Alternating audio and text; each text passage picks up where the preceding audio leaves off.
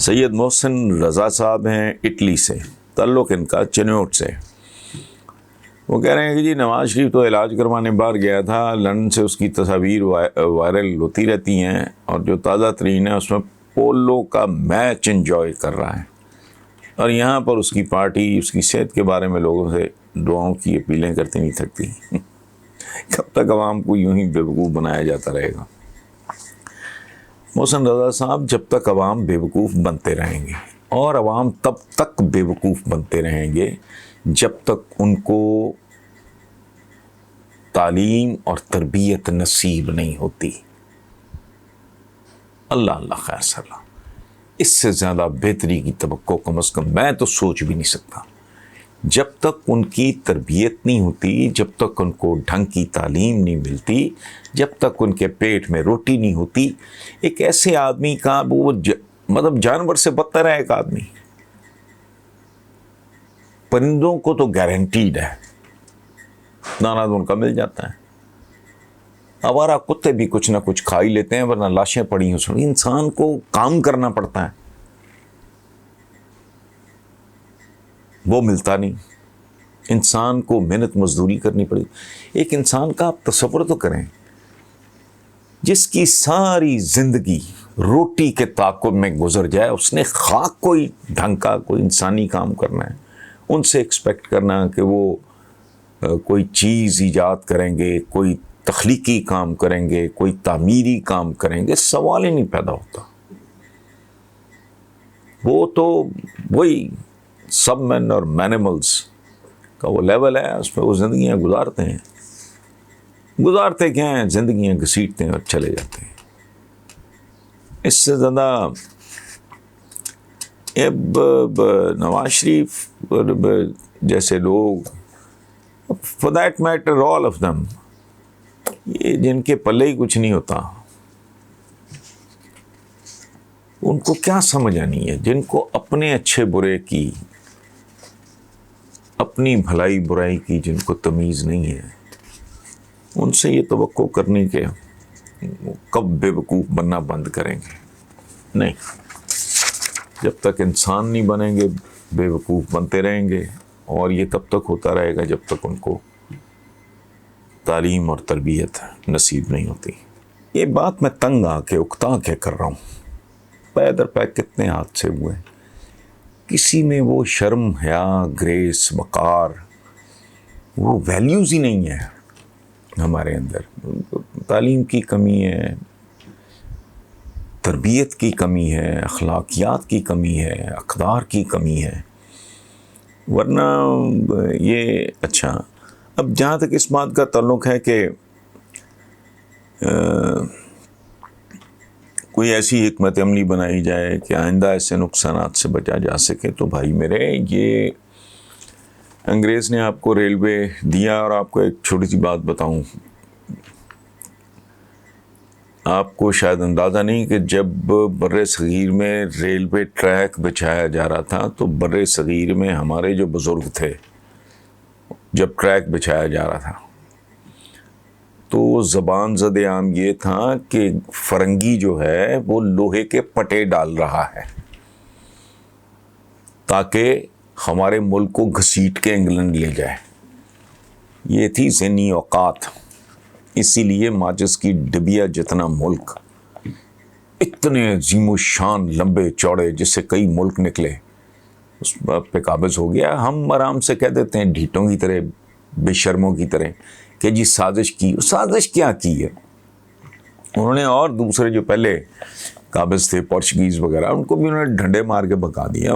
سازش، اور دوسری بات یہ ہے کہ بھائی میرے، سازش یہ اس کھیل کا حصہ ہوتا ہے۔ اگر میں آپ کو پسند کروں گا تو میں کہوں گا آپ بہت ذہین ہیں، اگر میں آپ کو ناپسند کرتا ہوں میں کہوں گا سازش۔ there is a very thin line۔ Smart planning کیا ہوتی ہے؟ آپ جائیں تو سازش کہہ لیں۔ تو وہ آپ کو ریلوے دے گئے، آپ نے کیا کیا 73 سال میں؟ آپ نے اس کی پٹڑیاں بیچیں، آپ کے حکمران، نام نہاد حکمران خاندان پہ الزام ہے انہوں نے انجن ہی بیچ دیے، ڈھال دیے فونڈریز میں۔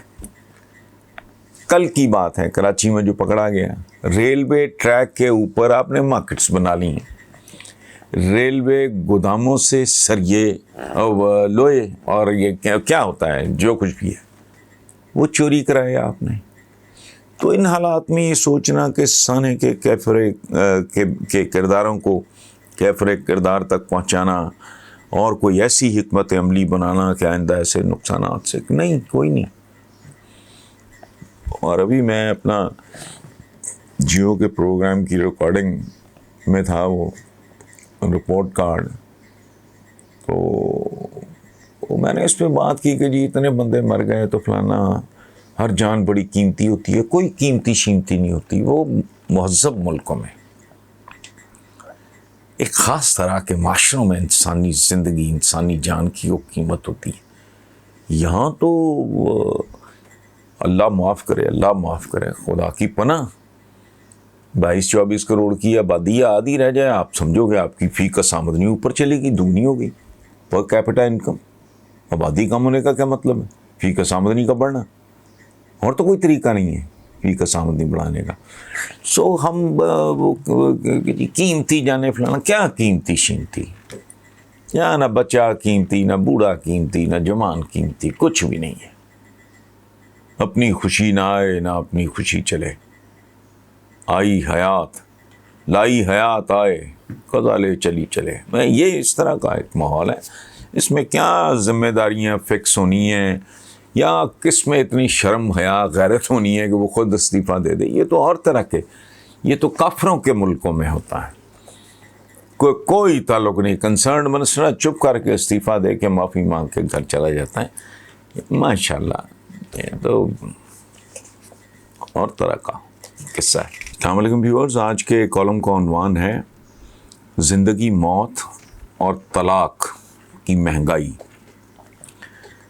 زندگی میں 3 موڑ فیصلہ کن ہوتے ہیں. پہلا خود زندگی یعنی پیدائش، دوسرا موت.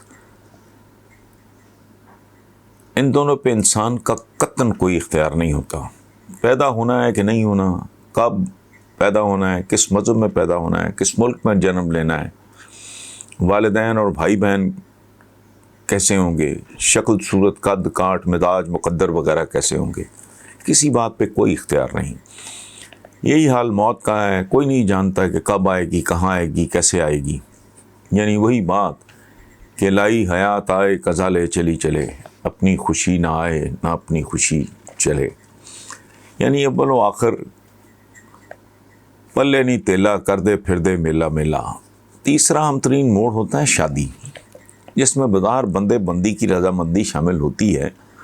حالانکہ اس کے متعلق بھی سیانے کہتے ہیں کہ جوڑے آسمانوں پر ہی بنتے ہیں. اس جملے کو میں نے کبھی یوں مکمل کیا تھا کہ جوڑے تو آسمانوں پر ہی بنتے ہوں گے، لیکن طلاقیں زمینوں پر ہی ہوتی ہیں. مختصراً یہ کہ زندگی میں 3 حادثے ہوتے ہیں، یعنی پیدائش، موت اور بیچ پہ کہیں شادی. اور طلاقیں ظاہر ہے شادیوں کے نتیجے میں ہی ہوتی ہیں. قارئین آپ سوچ رہے ہوں گے کہ میں کیا آل فال بکے جا رہا ہوں. تو اگر یہ آل فال ہے تو اس کا تمام تر کریڈٹ یا ڈسکریڈٹ پنجاب حکومت کو جاتا ہے، جس کے ایک تاریخی فیصلے نے مجھے یہ کالم لکھنے پہ اکسایا ہے. تازہ ترین تبدیلی یہ ہے کہ حکومت نے پیدائش، موت اور طلاق سرٹیفکیٹس کے اجراء کی فیس میں 5000 تک کا اضافہ کر دیا ہے. یعنی جینا بھی مشکل، مرنا بھی مشکل. موت سے تو انسان ہمیشہ ہی ڈرتا ہے، لیکن اب تو موت مہنگی بھی بہت ہو گئی ہے. قبر اور کفن ماں دیگر اخراجات تو غریب آدمی کے ہاتھ سے پہلے ہی پھسل چکے ہیں، نکل چکے ہیں. بلکہ پچھلے دنوں کسی سیانے نے خط غربت کی ڈیفینیشن بتائی کہ اس پر رینگنے والے، یعنی جو غریب ترین لوگ ہیں، وہ لوگ ہوتے ہیں جو اپنے پیاروں کو کفن دفن بھی افورڈ نہ کر سکیں. رہ گئی پیدائش، تو ہمارے ملک میں چائلڈ پروٹیکشن نہیں، چائلڈ پروڈکشن ہی سب سے بڑی انڈسٹری ہے. غریب آدمی کے لیے بچہ کام میں ایک ننھی منی کاٹیج انڈسٹری زیادہ ہوتا ہے. کم سینی میں ہی انہیں کرائے پہ چلایا یا چڑھایا جاتا ہے. اس لیے عملاً یہ رینٹ اے چائلڈ سوسائٹی ہے. شہروں میں ہوئے چھوٹے اور دیہاتوں میں ڈنگر چلاتے اقبال کے شاہین ماشاءاللہ ہمارا فخر اور قومی اثاثہ ہیں.